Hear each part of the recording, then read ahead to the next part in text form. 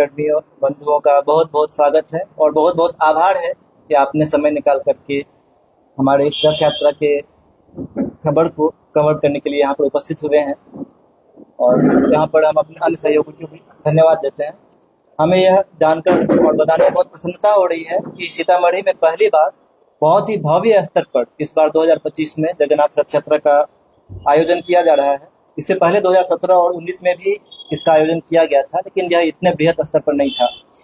तो जहाँ तक इस यात्रा का प्रश्न है, तो जगन्नाथपुरी धाम में तो हजारों वर्षों से इस यात्रा का आयोजन किया जाता रहा है और लाखों लोग इसमें सम्मिलित होते हैं। लेकिन सीतामढ़ी धाम के लोगों को भी इसका एक अवसर मिले, इसमें सम्मिलित होने का लाभ मिले, इस उद्देश्य से हम लोगों ने यहाँ पर इसका आयोजन किया है। इस यात्रा में भगवान श्री जगन्नाथ, जो कि स्वयं कृष्ण है, अपने भाई बलदेव और बहन माता सुभद्रा के साथ में रथ पर सवार होकर के जगन्नाथपुरी में गुंडीचा मंदिर में जाते हैं। जिस मंदिर में जाते हैं उस मंदिर का नाम गुंडीचा मंदिर है। और ये मंदिर, गुंडीचा मंदिर को भगवान का अपना घर माना जाता है। जैसे वृंदावन धाम को भगवान का अपना घर माना जाता है, तो वैसे ही गुंडीचा मंदिर को भगवान श्री कृष्ण का अपना घर माना जाता है। और वहां पर भगवान पहुंचकर बहुत अधिक प्रसन्न रहते हैं। तो इसीलिए भगवान जैसे ही रथ पर सवार होते हैं घर जाने को, तो बहुत ही अत्यधिक प्रसन्न मुद्रा में रहते हैं। और इनका जो विशेष रूप है, बड़ी बड़ी आंखें जगन्नाथ भगवान की, ये इसी का सूचक है। वो बहुत कृपा देने के मूड में रहते हैं। तो इसीलिए हम इस यात्रा का आयोजन कर रहे हैं। इस बार जो यात्रा हो रही है, इसका रूट मैप इस प्रकार से है। रथ बाटा गली के सामने से होते हुए गांधी चौक, बासुश्री चौक, फिर कोट बाजार, जानकी मंदिर से मेन रोड और पुनः सोनार पट्टी होते हुए सरावगी चौक होते हुए बाटा गली स्थित हमारा जो वर्तमान केंद्र है, यहाँ पर आएगी। और इसके बाद में यहाँ पर सबके लिए प्रसाद वितरण की व्यवस्था है। और इस आयोजन के लिए जो सबसे प्रमुख हमारी प्रेरणा स्रोत हैं, वो हैं इस्कॉन के संस्थापक आचार्य अभय चरणारविंद भक्ति वेदांत स्वामी श्रील प्रभुपाद। उनका जन्म 1896 में कोलकाता में हुआ था और उन्होंने पूरे विश्व में भारतीय संस्कृति का प्रचार प्रसार किया, जिसमें कि रथ यात्रा भी सम्मिलित है। तो उनके प्रेरणा से आज विश्व के कई बड़े शहरों में इस रथ यात्रा का आयोजन होता है।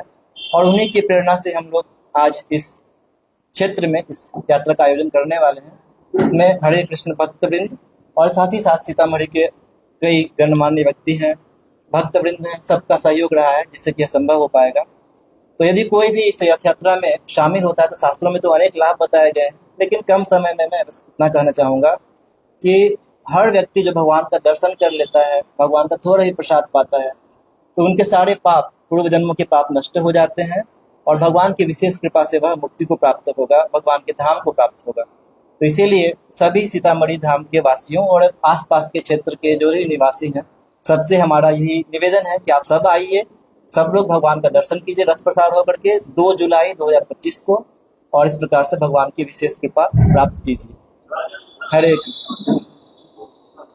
पहले तो यह उड़ीसा के पुरी में निकलता है, लेकिन सीतामढ़ी में निकालने का क्या इसका मतलब? भगवान का नाम ही जगन्नाथ है, अर्थात वे जगत के नाथ हैं, और इसीलिए उनकी कृपा सबके लिए है। उनकी कृपा सिर्फ उड़ीसा या जगन्नाथपुरी के वासियों के लिए नहीं है। और इसीलिए आज, वैसे पहले भी बंगाल के बाहर भी मुझे पता है कि रांची में एक मंदिर है, वहाँ पर सैकड़ों वर्ष से ये आयोजन हो रहा है, और बंगाल में कई क्षेत्रों में होता है सैकड़ों वर्ष से। तो बिहार के लिए ये थोड़ा नया हो सकता है, लेकिन अन्य क्षेत्रों में नया नहीं है। वहाँ जगन्नाथपुरी से कोई लोग यहाँ पर बंगाल से कुछ भक्त आएंगे, पुरी से नहीं आते।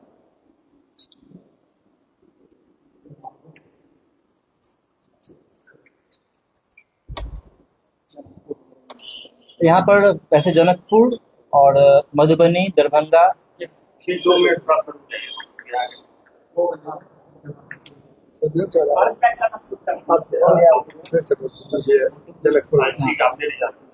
तो इस रथ यात्रा में हल्दिया वेस्ट बंगाल, उसके बाद जनकपुर, मधुबनी और सासाराम, इस प्रकार से बिहार के कई प्रांतों से कई भक्त सम्मिलित होंगे।